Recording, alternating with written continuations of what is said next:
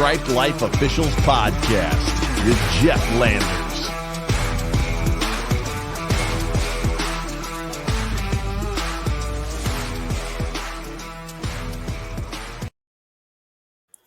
Welcome into the Striped Life Officials Podcast. I am Jeff Landers, and you can email me, stripedlifepod@gmail.com. This is the Striped Life Officials Podcast, talking to you today a little bit about a better mindset. Early August is when we're recording this, so hopefully you can hear this before your season gets going, whether that's football, maybe you got some fall baseball going on, maybe you're taking a break from summer basketball. We'll be talking about summer is separation season, so if you've done enough to maybe get a little bit ahead, and we've got some keys to better communication. But I'm sorry I haven't had a podcast out in a little while. It's been a really, really busy time of year this summer. Got done with spring football at the end of June, and then July it was like we're house hunting. We spent the entire month house hunting, about to close on a house in a week or so. So let's not jinx that by talking about it too much. So we're hoping everything continues to go smoothly with that. But raising a 6-year-old, and I'll talk a little bit about her as well. We have been extremely busy around here, especially running a business, studying in the rule book, trying to get everything in life before football and basketball get here on the hardwood. Not to mention picking up a few other extracurricular responsibilities out there as well. Now, I mentioned my 6-year-old. And she's about to turn 7, and she's strictly going on 17 years old. She has been giving us fits and attitudes, and everything we can handle, she's been throwing us our way. Everything but the kitchen sink, I think the saying is. And the other night, in the throes of a temper tantrum, it was bedtime, but she spent her evening playing on the tablet instead of going out. She saw the soccer ball. She wanted to go out and play soccer. I was like, okay, go ahead. Grab the soccer ball, go out and play in the yard. And then she just immediately turned around and went upstairs and got on the tablet. So when came time to bedtime, she's like, but I didn't get to go out and play soccer. And that was the trigger to the temper tantrum. And within the throes of the temper tantrum, she goes, it must be so easy being a grown-up. Now, anybody who's a grown-up knows it's a short-sighted saying. Must be so easy being a grown-up is what she throws at us. And then while on our walk today, she repeated it again, that it must be so easy being a grown-up. And now she's not in the throes of a temper tantrum. I can talk to her a little bit and just told her, I want you to be prepared for life's struggles. That's what her mom and I are trying to do, is to prepare her for those life struggles, for all the adversity that's going to come her way as a preteen, teenager, young adult, and an adult. It's not going to be all fun and games like it is right now with her tablet for her. So I'm going to talk a little bit about trying to prepare others later on in the show, just as referees. If you want to talk about football crews, having the best crew that you can, you got to help others on your crew. So we'll talk a little bit about that later in the show. But first up, summer is separation season. Now, that is an idea I get, again, from Ed Milet. If you're not listening to Ed Milet, I highly recommend, after you get done with this podcast, go over and give Ed Milet a chance if you're not listening to him. Just a really good motivational type podcast. And he said summer is separation season. And what does that mean for us here as officials? What have you learned? Did you do the extra work during the summer to get ahead? If you were at the end of February, at the end of March, thinking, man, I can be on a playoff game, or maybe in November or December with football, I can do the playoffs. Did you do the work in the spring and the summer to get yourself separated from the pack? Did you put the reps in? Now, I've talked a little bit previously on the podcast how I ran 95 basketball games this past winter, and so when I went back onto the football field this spring, I was completely lost after just one season of football. And I was too. I needed the reps. I absolutely needed the reps. Coming off my first season of football, there were just things I was doing wrong once I got back on the spring football field. And it took me about a half of football, maybe a full game. That second or third game, I started feeling comfortable again. But what did you learn? What did you learn? I got straight up, I'm going to tell you guys, as a part of our district basketball camp, one of our well-respected veteran officials looked at me and basically said, stop being such an asshole. And it's not that I am an asshole. I mean, I will tell you, I can be when I want to turn it on. It's just that I have such a gruff when I'm reporting 33 black. Take it a little lighter. Bring it up. That's one of those things that I learned is to just be a little bit lighter out there. You don't have to be so heavy, so confrontational, carrying that conflict from the two teams that are in conflict on the floor or on the field. And I referenced this again on a previous podcast. The story about Kobe Bryant putting in 3 workouts during the summer. Some guys might do 2 during the summer, but Kobe always tried to do 3 workouts a day during his summers. Have you done one more? Have you done one more game, one more rep? Have you tried to keep your mind in the game just one more time up the court or one more snap of the football? Are you doing one more chapter, one more rule in the book before you put it down and go to bed? And are you prepared for the upcoming season to start? I'm not. I didn't do anything in the month of July, kind of as a recovery, but I'm starting to feel like a middle-aged man because I haven't been exercising. I did so much basketball, and then I forced myself onto the football field this spring, did plenty of games. I just felt tired. I needed that recovery, but now I'm looking back going, I should have at least been walking and maybe lifting a little. But then again, that life gets in the way. Summer is separation season. We're in August. If you're a basketball referee, you still have 3-4 months to do some extra games, to get those reps in.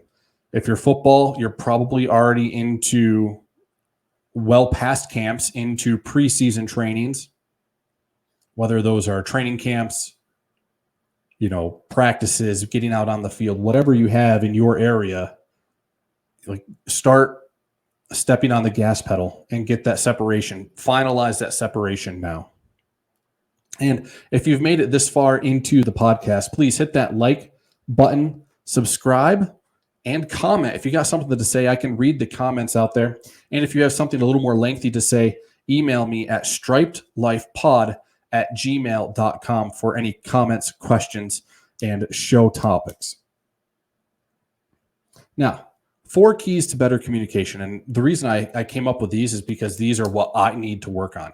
This is absolutely the list I came up for me, and I want to share it with you. Hopefully you can gain something out of it as well, because like I told you, I got pretty much called an asshole on the court by one of our well-respected veterans, a guy I very much like and have had in-depth conversations in the car with, by one of our basketball veteran officials this summer at camp. So 4 keys to better communication. And here's number 1. Listen to understand. I feel like the more I put this in practice with our 6-year-old, it helps our relationship a lot better. And I think it can help you with your coaches. I know coaches are always biased and adversarial toward us because we're standing in their way of their goal. Listen to understand of what the coaches are trying to say. They can be snotty. They can be rude. They can be coming after you. Maybe you need to filter those three things out to get to the point of what they're trying to say. And are they right? Are they right about what they're talking about? Now, everything is happening so quickly, so you might have to practice that communication, listening to understand. Don't just listen to respond. Don't just go, yeah, coach, I got it. I know what you're talking about. Listen to understand so you can be prepared with a better answer. If you're just listening to respond, you're not going to get very far with that coach. Number 2, see yourself. We talked about this on the podcast previously when I had our guest Blair on, when we talked a little bit about verbal judo. The point of seeing yourself is people are focusing on how you're saying things far more than what you're saying. perfect tie-in with, I need to lighten up a little bit on the court. I don't need to be so adversarial when a coach is coming at me. I can be lighter. I can still conduct myself a little bit less. I think less adversarial is the perfect word for me. See yourself and how you're saying things, because you shoot off a snotty comment back at the coach. Well, now you're just increasing tensions between the two of you. People are concentrating on how you say things far more than what you're actually saying. Tip number 3, speak the truth. By the definition of truth, there's only one truth. There's not a million truths out there. If you saw something the way you saw it, tell the coach that's the way you saw it, or tell the player that's the way you saw it. They can disagree with you all they want. They can't change your mind on how you saw something. But if you start lying and making up some kind of little story about how maybe this happened or that happened, or yeah, maybe it did, maybe it didn't, lying only hurts more in the long run. So speak the truth about what you saw, about what you experienced, why you blew the whistle. If you blew an inadvertent whistle, tell the coach, I'm sorry, it was an inadvertent whistle. There's nothing they can do about it.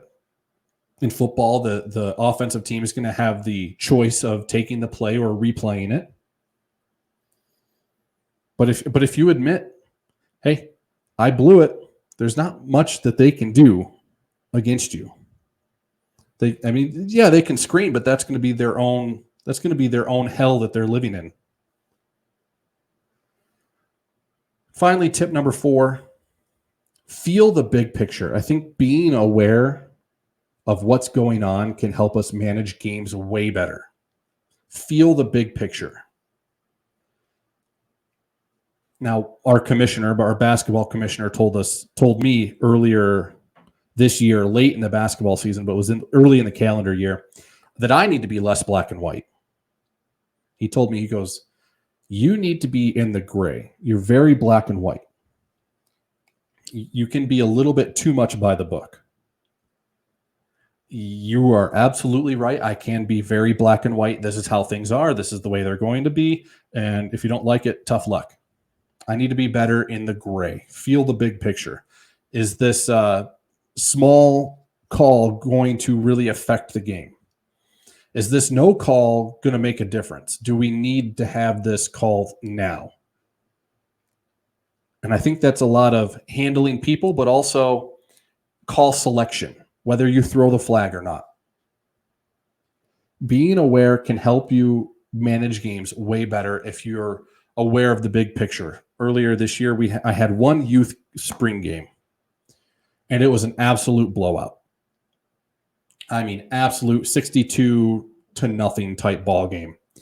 And the coach that was winning was so well aware of what was going on, and so was the losing coach. But they were both there, and these were probably 12 to 13-year-olds, if I remember correctly. They were both there for development. This was not, oh, we're on the field, we must win at all costs. We know who those coaches are. That made our jobs as referees a lot easier. But you can make coaches' jobs a lot easier as a referee by knowing the big picture. By being aware of, hey, we got a really tight ball game here. 2 minutes to go in the fourth quarter. Let's be the best that we can be. So the 4 keys for better communication out on the court or on the field: listen to understand what they're saying. See yourself. People are going to concentrate on how you're saying things. And of course, speak the truth. There's one truth by definition of the word truth. And be aware of the big picture. These are all things that I absolutely need to work on, and I want to share them with you. So hopefully you can take something and maybe think about it, let it meditate in there, roll around in your head for a little while, and hopefully they help you come this fall or winter. Now, one of the big things I'm also big on is kind of using quotes to facilitate ideas and stuff. So here's the quote of the show. A candle loses nothing by lighting another candle. And James Keller said that. He was a Catholic priest. And this is absolutely critical. If you're going to have a good football crew and you want your crew to get onto postseason assignments, if you want to have a good basketball association and you want guys to come up and challenge you, or girls, you want guys or girls to come up and challenge you to get better so that you can get better, a candle loses nothing by lighting another candle. Absolutely show guys the ropes out there on the football field. And you don't have to be an asshole about it. A candle loses nothing by lighting another candle. It's early August, guys. We have our football clinic here locally coming up. I don't know what I don't know, but I'm going in with an open mind, hoping to learn a thing or two. I think maybe concentrating on the back judge position. I feel like I had a really decent year learning the two line positions, line judge, head linesman last year. If I concentrate on the back judge, I think that'll be a step for me. Just learning keys, learning what your white hat may or may not want. That's what I'm going to be looking for during this football camp. And then we'll be moving. I've got 2 birthdays. I've got 2 girls with birthdays this month. And then I got to pay back to school tuition for my daughter. So August is always very, very pricey for me, and football season and the games could not come around soon enough for that. So for now, this is Striped Life Officials. I'm Jeff Landers. Get at me, stripedlifepod@gmail.com. And I hope you guys have a great one.